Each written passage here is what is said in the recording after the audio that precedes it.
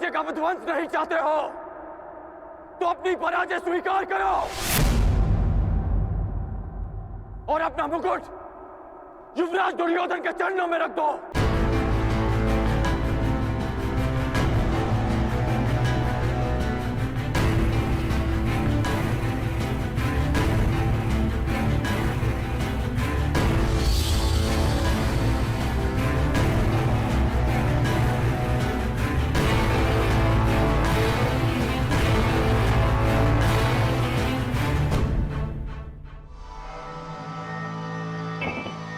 मामा श्री, आज इस विजय से मेरी उस पराजय के अपमान का दंश मेरे हृदय से निकल गया जब मैं आचार्य द्रोण को उनकी गुरु दक्षिणा नहीं दे पाया था। मेरा सम्मान स्वीकार कीजिए वीरांगना। निश्चित रूप से आप एक महान योद्धा हैं। क्षमा कीजिएगा कि मुझे एक स्त्री को नागपाश में बांधना पड़ा। क्यों तुम पुरुषों को यह अभिमान है कि स्त्री केवल दया का पात्र है, कि वो दुर्बल है, कि वो केवल सृजन कर सकती है? एक स्त्री अगर चाहे तो संहार भी कर सकती है। शताब्दियों से यही तो चला आ रहा है, सम्मान की आड़ में स्त्री का अपमान।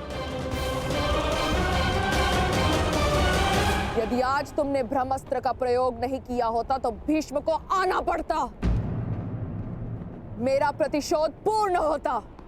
परंतु एक दिन ऐसा आएगा अंगराज जब भीष्म मेरे सामने खड़ा होगा और वहां ना तुम उसकी रक्षा कर सकोगे ना तुम्हारा ब्रह्मास्त्र। स्मरण रखना अंगराज, एक स्त्री का प्रेम अगर संसार रच सकता है तो उसकी क्रोध की अग्नि सब कुछ भस्म भी कर सकती है। स्मरण रखना, एक महायुद्ध होगा, महाविनाश होगा और उस विनाश को तुम भी नहीं रोक पाओगे।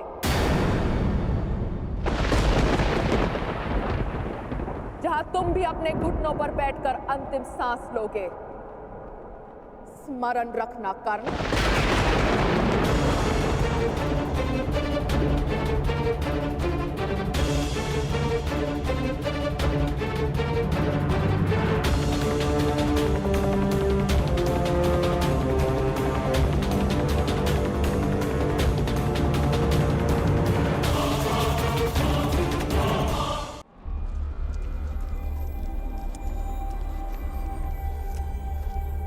बड़ा भयंकर युद्ध था अग्रराज।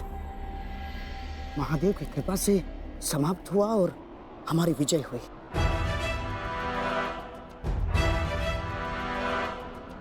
अभी कई युद्ध शेष हैं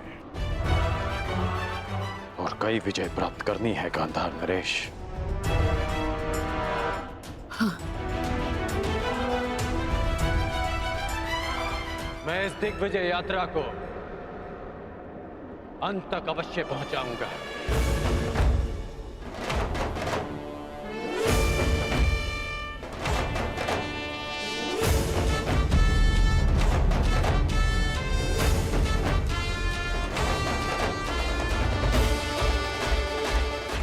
आखिर कब इस कर्ण का विजय रथ रुकेगा?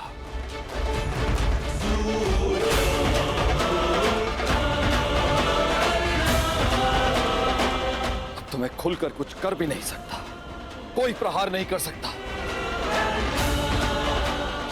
क्योंकि तुरंत सूर्यदेव इसके समर्थन में आ जाएंगे। सूर्यपुत्र कर्ण।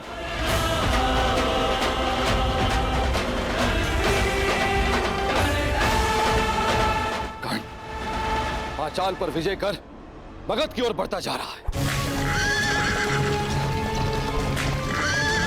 और वहां मेरा पुत्र अर्जुन वो तपस्या करके भी महादेव को प्रसन्न नहीं कर पा रहा।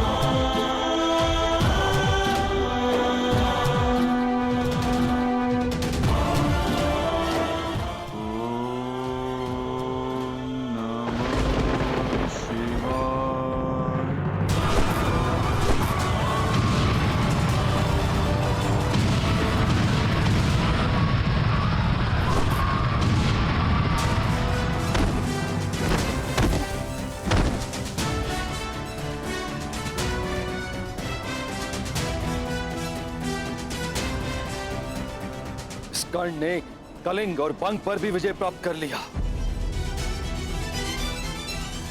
अधिक से अधिक शक्तिशाली होता जा रहा है कर्ण।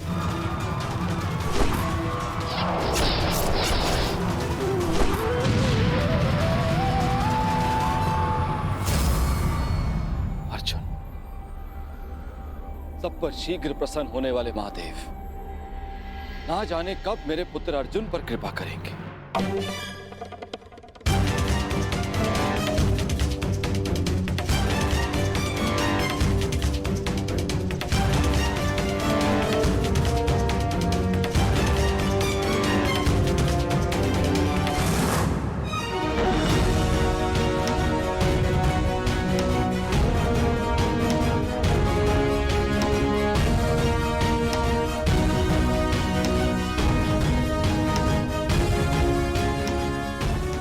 वनवास के 10 वर्ष पूर्ण हो चुके। ये कर्ण अब तक अपराजित है, दिग्विजयी बनने की सीमा पर खड़ा है। क्या करूं मैं और कैसे अपने पुत्र अर्जुन को इस कर्ण से अधिक शक्तिशाली बनाऊं? कैसे?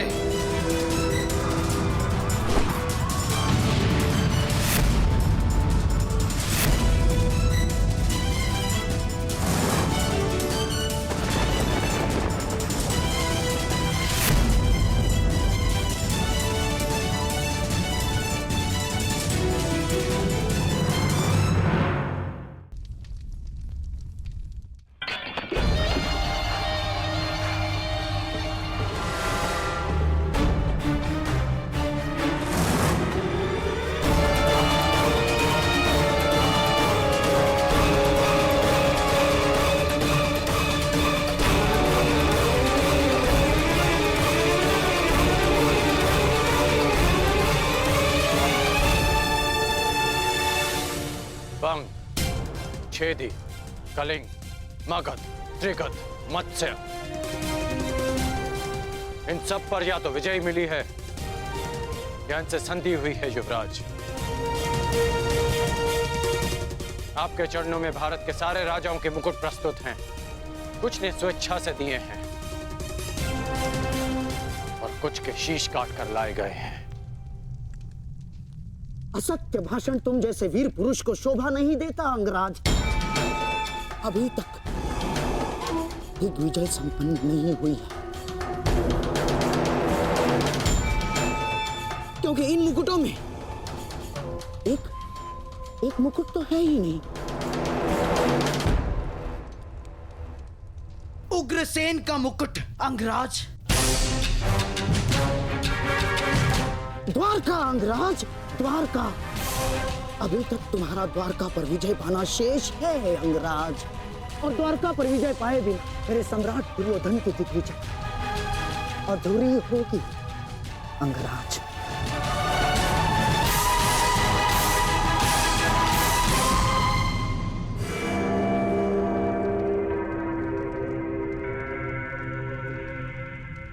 द्वारका से युद्ध यानी वासुदेव से द्वंद्व।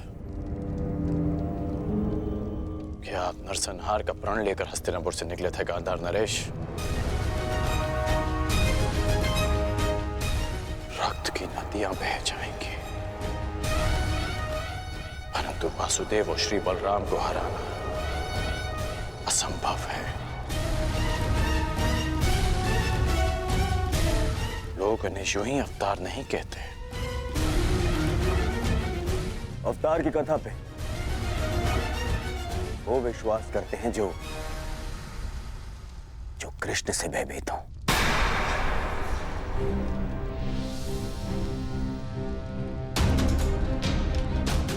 तुमने ही कहा था ना मित्र कि भावी युद्ध के लिए शक्तिशाली राजाओं को अपने समर्थन में लेना आवश्यक होगा। बिना द्वारका के ये कैसे संभव होगा मित्र? तुमने मेरे लिए दिग्विजय का वचन दिया है,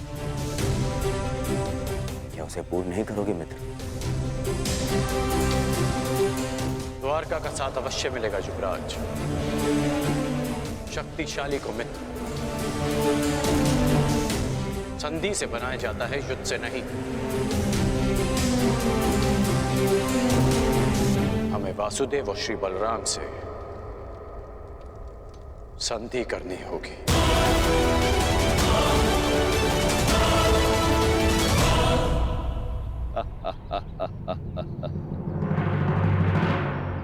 द्वारका से संधि, द्वारका से तुम्हारी संधि नहीं होने दूंगा कर्ण।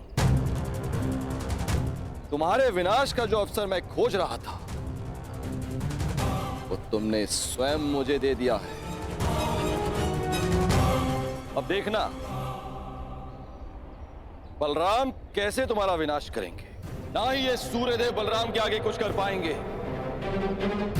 और ना ही गोवर्धन उठाकर मुझे नीचा दिखाने वाला वो वासुदेव कृष्ण।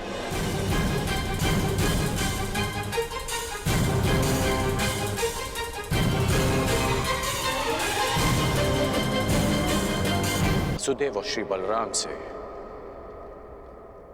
संधि करनी होगी। द्वारका से संधि, द्वारका से तुम्हारी संधि नहीं होने दूंगा कर्ण। अब देखना बलराम कैसे तुम्हारा विनाश करेंगे। ये आप क्या कह रहे हैं इंद्रदेव? नंदिनी को आप कैसे लेके जा सकते हैं? विवशता, विवशता श्री बलराम। मुझे लगता है नंदिनी द्वारका में सुरक्षित नहीं है। क्यों? अचानक से द्वारका असुरक्षित कैसे हो गया? है नहीं, किंतु होने वाला है। अब तक मुझे लगता था कि कामधेनु पुत्री कल्पपूर्णा नंदिनी आपके और वासुदेव के पास सुरक्षित है, परंतु अब। परंतु क्या इंद्रदेव? क्या आपको यादवों के गौवंश के प्रति प्रेम पर संदेह है? कदापि नहीं, किंतु मुझे हस्तिनापुर की नीति रीति पर विश्वास नहीं है। आप स्वयं ही देखिए, वहां एक पुत्रवधू सुरक्षित नहीं है तो गौवंश कैसे सुरक्षित रहेगा? हस्तिनापुर से द्वारका का क्या संबंध है? संबंध है हलधर। हस्तिनापुर के लिए कर्ण दिग्विजय पर निकला है। आवश्यक है कि वो एक दिन द्वारका अवश्य आएगा। आपने सोच भी कैसे लिया देवराज कि हस्तिनापुर की अधीनता हम स्वीकारेंगे? यदि हस्तिनापुर की सेना द्वारका के द्वार पर पहुंची तो मैं उन्हें यमलोक का द्वार दिखा दूंगा। और वो यदि संधि के लिए आए तो? संधि? संधि तो एक बहुत अच्छा विकल्प है। संधि से विकास के द्वार खुलते हैं। बड़े ही भोले हैं आप महाबली। आप उस हस्तिनापुर से संधि करेंगे जहां पुत्र वधू के वस्त्र हरण किए गए। आप उस हस्तिनापुर से संधि करेंगे जहां आपके फुफेरे भाइयों को द्यूत में छल कपट से हराया गया। याद रहे, कर्ण भी उनके साथ है। एक सूत पुत्र से संधि करेंगे आप। द्वारका में वर्ण भेद नहीं है इंद्रदेव। किंतु कर्मों का क्या? उस कर्ण ने छल कपट करके अपने गुरु से विद्या प्राप्त करी। खुले दरबार में द्रौपदी का अपमान होते देखा। आपके बहनोई अर्जुन के प्राणों का प्यासा है वो, कोई योद्धा नहीं है वो, एक छलिया है। और आप चले हैं उनसे संधि कर। आपको स्मरण है कि वो आपसे संधि क्यों करना चाहते? मैं बताता हूं आपको, ताकि जब पांडव वनवास से वापस लौटे और युद्ध आरंभ हो तो उन्हें आपका समर्थन मिल सके। हे महाबली, क्या आप ऐसे लोगों की सहायता करेंगे जिन्होंने विश्व में एक नारी के साथ क्रूर कर्म किए?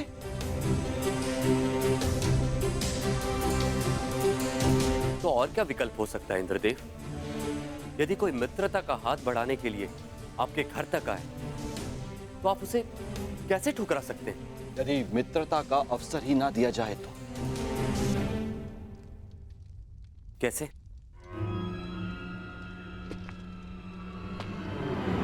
अश्वमेघ यज्ञ से, इससे पहले कि वो कर्ण द्वारका पहुंचे,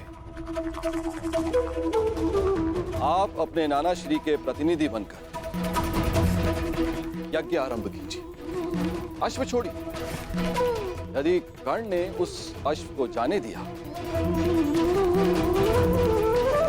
तो वैसे ही हस्तिनापुर आपका अधीन हो जाएगा, और यदि रोक लिया तो आप युद्ध करके उसका नाश कर सकते हैं। ये अच्छा विकल्प है।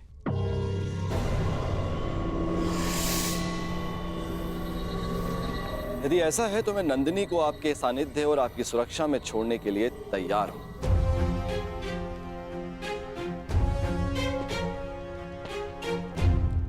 दाऊ,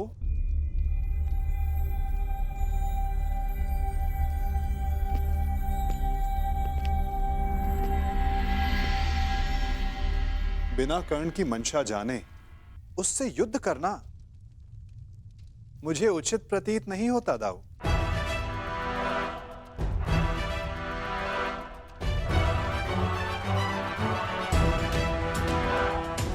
मुझे ऐसा प्रतीत होता है कि आप नंदिनी की सुरक्षा करने में समर्थ नहीं।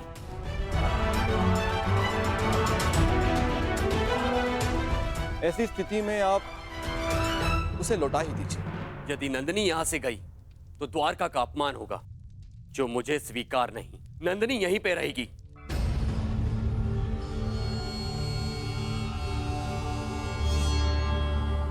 अश्वमेघ यज्ञ का आयोजन होगा कन्हैया। ये तुम्हारे ज्येष्ठ का आदेश है।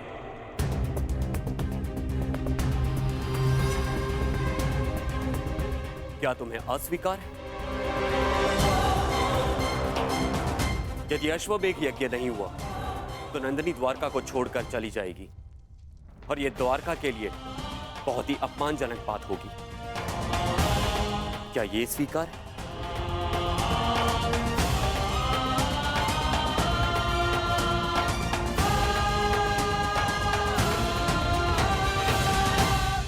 मैं आपके आदेश के परे कहां हूं दाऊ। जैसी आपकी इच्छा।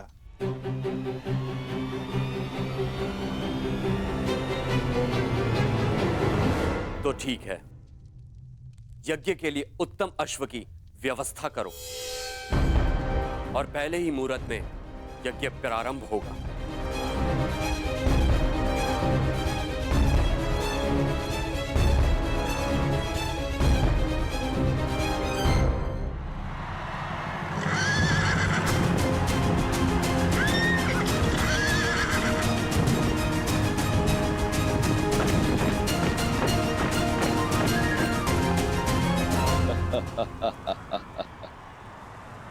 इसे कहते हैं समय का चक्र।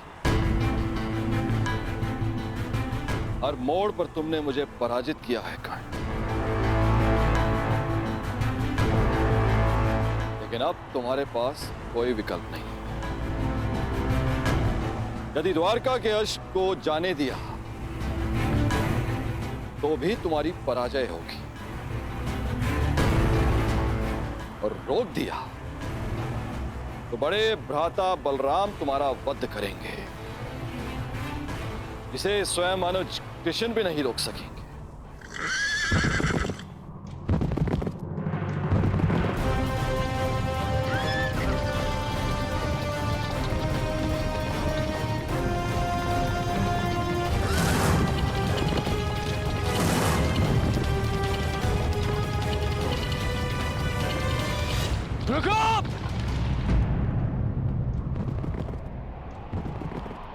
क्या हुआ मित्र? रुकने का संकेत क्यों किया? द्वारका के निकट ही है। अश्व के पश्चात के स्वर सुनाई दे रहे हैं युवराज।